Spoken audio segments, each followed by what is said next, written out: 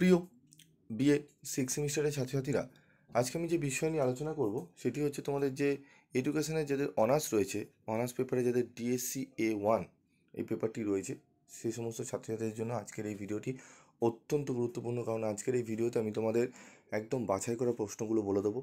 তোমরা জানো অনার্সে তোমাদের একটু বেশি করেই পড়তে হবে, তবুও আমি তোমাদের জন্য অনেক কম প্রশ্ন রেখেছি। এই প্রশ্নগুলো খুব ভালো করে তোমরা পড়ে গেলে আশা করি তোমরা অনেকটাই উপকৃত হবে। তো চলো কথা না বাড়িয়ে চলে আসবো মূল আলোচনায়। তো দেখো, আমাদের আলোচনার বিষয় হচ্ছে আজকের সাবজেক্ট জেন্ডার অ্যান্ড সোসাইটি। তো এই পেপার থেকে আমি তোমাদের গুরুত্বপূর্ণ প্রথমে 10 নম্বরের প্রশ্নগুলো নিয়ে আলোচনা করব, তারপরে আলোচনা করব 5 নম্বরের প্রশ্নগুলো নিয়ে। তো দেখো, প্রথমেই যে প্রশ্নটি আমাদের পড়তে হবে খুব ভালো করে, সেটি হচ্ছে লিঙ্গ পরিচয় ও লিঙ্গভিত্তিক ভূমিকার বিষয়টি বিশ্লেষণ করো। শিশুর লিঙ্গভিত্তিক সামাজিকীকরণে বিদ্যালয়ের ভূমিকা বর্ণনা করো। লিঙ্গ চেতনা পাঠ্যক্রমের মধ্য দিয়ে কিভাবে প্রসারিত হয়, এটি দূর করার উপায় কী? আধুনিক পাঠ্যক্রমে লিঙ্গের ধারণাটি কিভাবে উপস্থাপিত হয়, এই প্রশ্নটি খুব ভালো করে তোমাদের করতে হবে। তারপর রয়েছে দেখো, মানব সমাজে শ্রম বিভাজনের ভূমিকা কী, লিঙ্গভিত্তিক শ্রম বিভাজন ভারতীয় সমাজে কিভাবে পরিবর্তিত হচ্ছে আলোচনা করো। লিঙ্গ অচলাধ্যাস কী, লিঙ্গ সম্পর্কিত অচলাধ্যাস কিভাবে গঠিত হয়। লিঙ্গভিত্তিক, ঠিক আছে, সমাজায়ন কি, শিশুর লিঙ্গভিত্তিক সমাজায়নে পরিবারের ভূমিকা আলোচনা করো।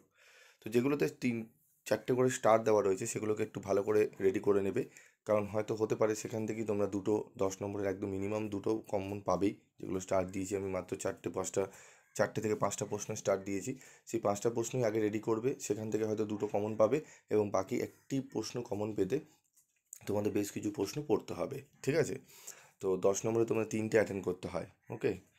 তারপর দেখো, আমাদের এই প্রশ্ন 7 নম্বর প্রশ্নটি আলোচনা করলে এর পরের প্রশ্ন, শ্রেণীকক্ষে লিঙ্গের গতিশীলতা আলোচনা করো, এই প্রশ্নটি ভালো করে পড়বে।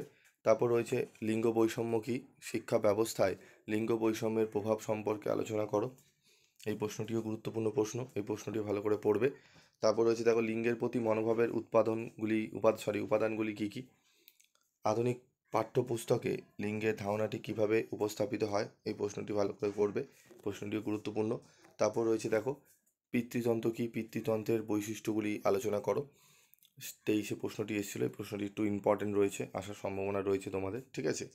লিঙ্গ পক্ষপাত বলতে কী বোঝায়, পরিবারে লিঙ্গ পক্ষপাতের ক্ষেত্রগুলি আলোচনা করো, এই প্রশ্নটিও ভালো করে করবে, ঠিক আছে। এখানে দেখো স্টার মার্ক প্রশ্নগুলো তাহলে কোনটি হলো, 12 নম্বর, 13 নম্বর, ঠিক আছে, এখানে 8 নম্বর। এই 8, 12, 13 খুব ভালো করে রেডি করবে। এবং প্রথমে একটি যে প্রশ্ন আমি এখানে দেখো 6 নম্বরের 4টি হলো, এবং এখানে দেখো 1 নম্বরের প্রশ্নটি, টোটাল 5টি প্রশ্ন আমি ইম্পর্টেন্ট বললাম, স্টার মার্ক করে রেখেছি। এই 5টি প্রশ্ন একটু ভালো করে আগে পড়ো। আর যেহেতু অনার্স, আমি বলবো প্রত্যেকটা প্রশ্নই তোমাদের পড়া খুবই দরকার। যারা একান্ত রেডি হয়নি কিছু, তাদেরকে বলবো আগে এই 5টি রেডি করে নাও, ঠিক আছে। তারপর বাকি প্রশ্নগুলো তোমরা দেখবে। তো চলো এরপর আমরা 5 নম্বরের প্রশ্নগুলো দেখে নিই। চলো 5 নম্বরে কী প্রশ্ন রয়েছে আমরা দেখে নেব। 5 নম্বরে তোমাদের একটি আসে, আমি এখানে 3টি রেখেছি। টিকা লেখো, লিঙ্গের ভূমিকা এবং সম্পর্ক মিতি, ঠিক আছে, লিঙ্গান্তর, এটি লিঙ্গভিত্তিক সমাজায়নে পরিবারের ভূমিকা, ঠিক আছে। এই 3টি প্রশ্ন যদি পড়ে নাও, ঠিক আছে, এখান থেকে পেয়ে যাবে একটি 5 নম্বরে। তবে বড় প্রশ্ন থেকেও তোমাদের টানে, তাই বড়গুলো যদি একবার পড়ে নাও, 5-এর আলাদা করে পড়ার দরকার খুব একটা পড়বে না। তবু আমি 3টে 5 নম্বরে দিয়েছি, আমার মনে হয় 3টে দেখেই তোমাদের এবারে যে কোনো একটি প্রশ্ন তুলে ধরবে, ঠিক আছে।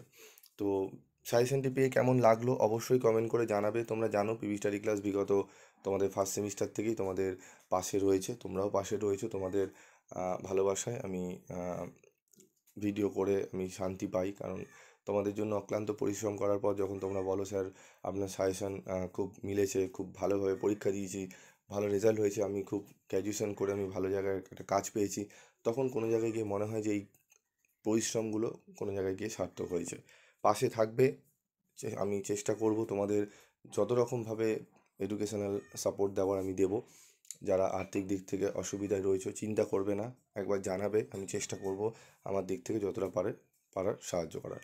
তোমাদের কোন কোন সাবজেক্টে সাজেশান লাগবে লাস্ট মিনিটে আমাকে একটু ভালো করে জানাও, আমি প্রত্যেকটা সাবজেক্টের এক এক করে সাজেশান দেবো, সেগুলোকে ফলো করো।